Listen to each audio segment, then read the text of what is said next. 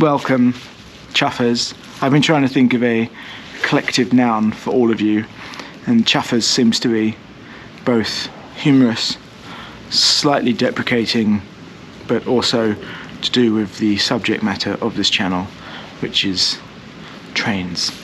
Today we're going to be firing up the Accucraft Dora, which you saw in last week's video, for the first time.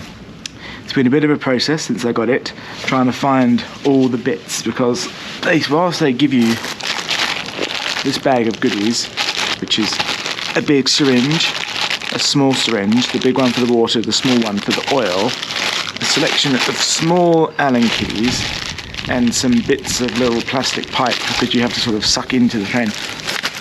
You don't get any fuel in either of the two types of oil that you need.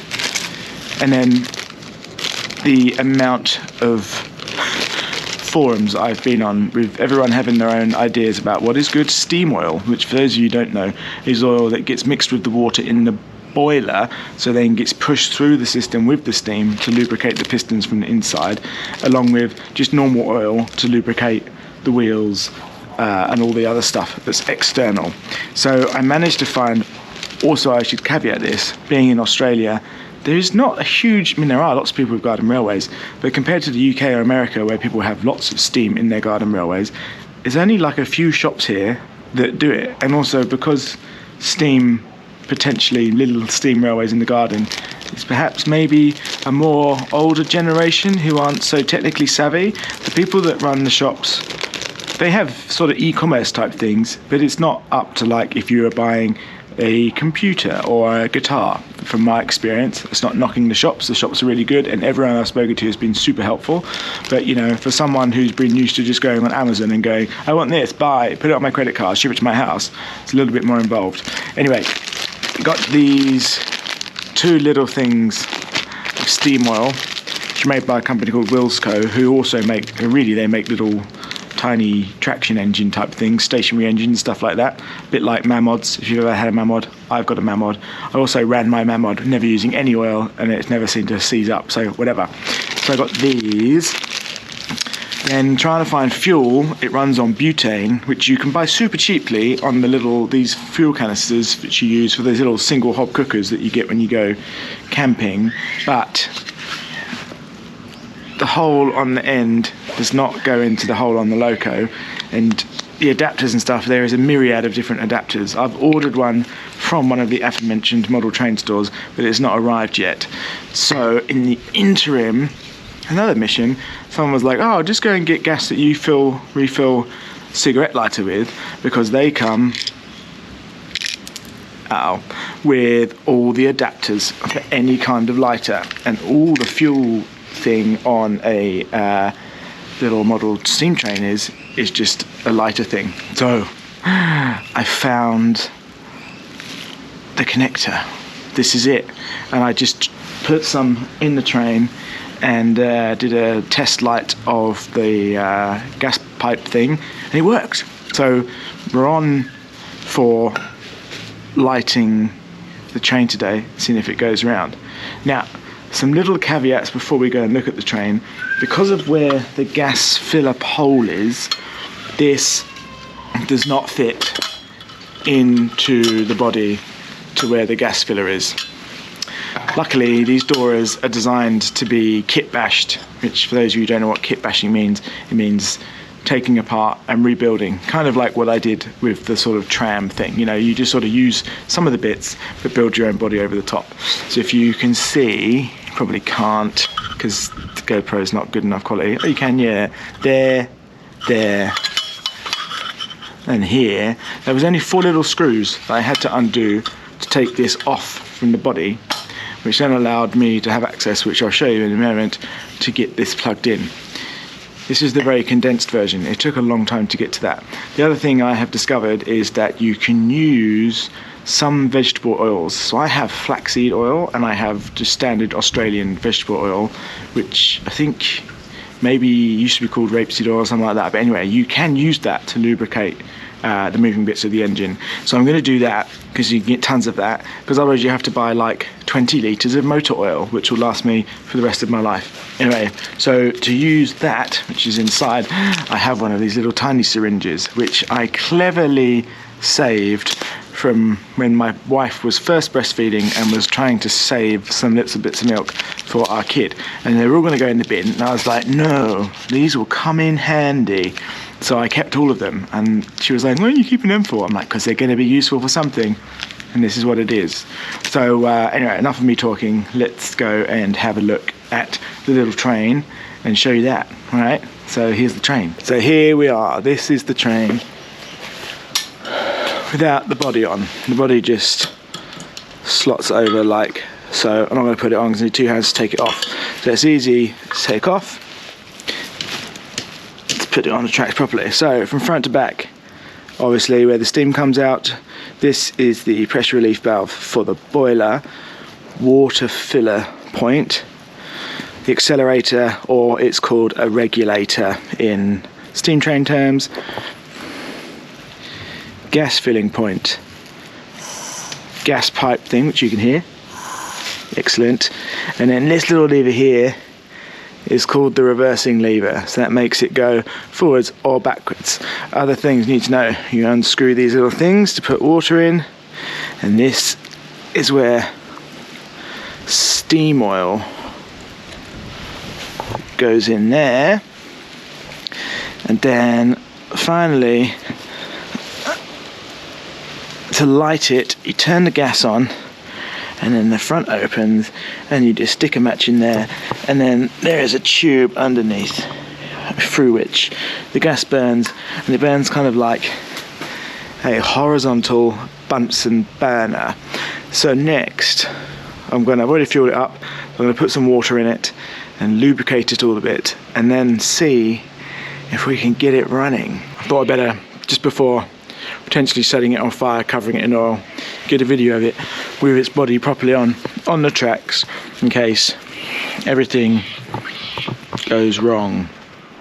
Yes. Interestingly, it has a similar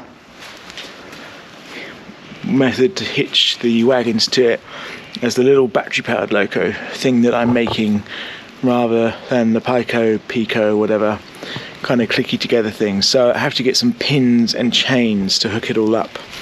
We'll work that out later. Let's just get it running. Okay, there you go, caught for posterity in case I blow it up. Light it, hold, turn the gas.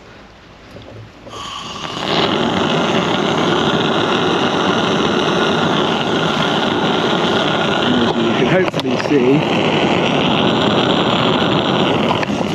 it is alight. Now we shut the door.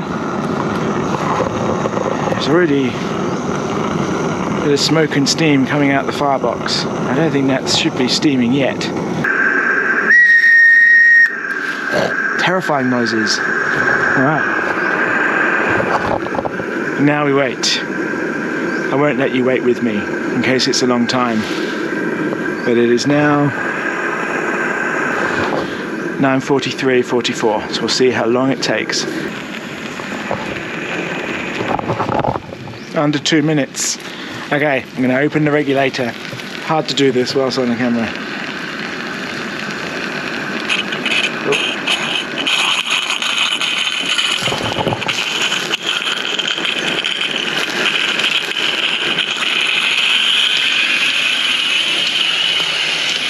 Jesus, that's fast. Slow down. Now, I have to try and catch it to slow it down. My word.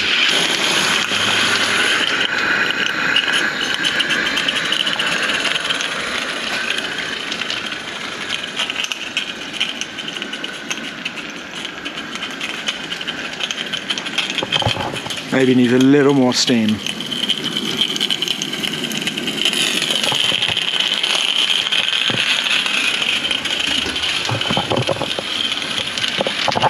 I think we're okay. Oh, I'm very backlit. I think we're okay. It's Just let it go up the long tracks.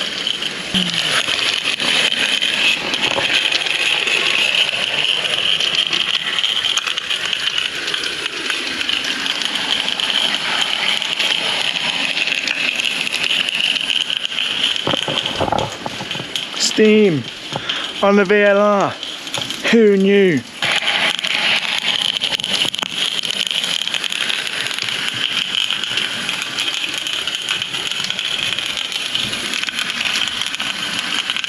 Let's see if we can stop it on this go round and put the body back on.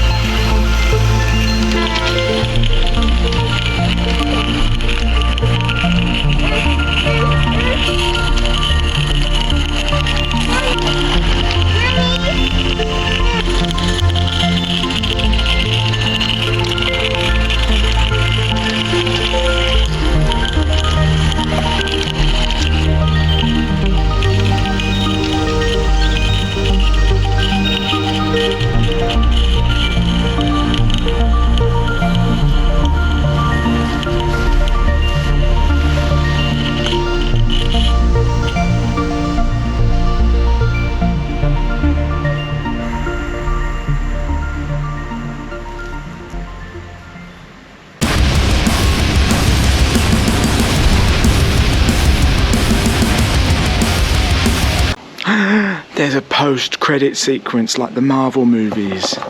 Shh, don't tell anyone. I wanted to see how much water was left after... Got to stop looking at the little screen. After the run. So I've taken the body off again. And I'm going to see whether I can suck out any water.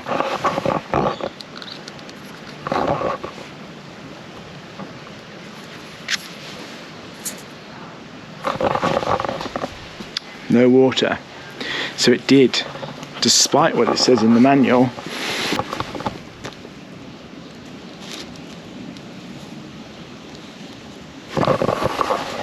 It was not going crazy. It does say that. It did run out of water before running out of gas. The other thing I wanted to see is how much of the oil that I put in for the steam oil it used up.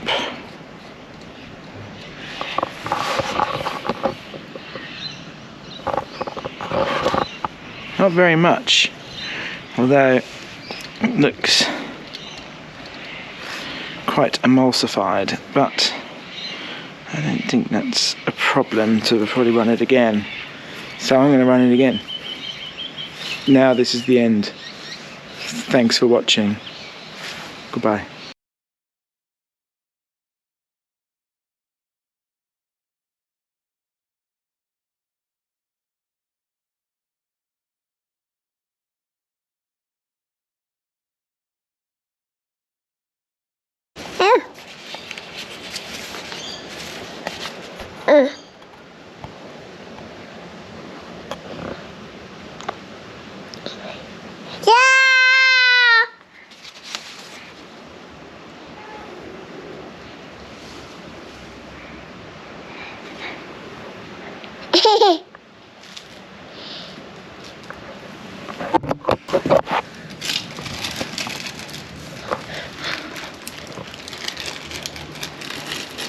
Hello, baby.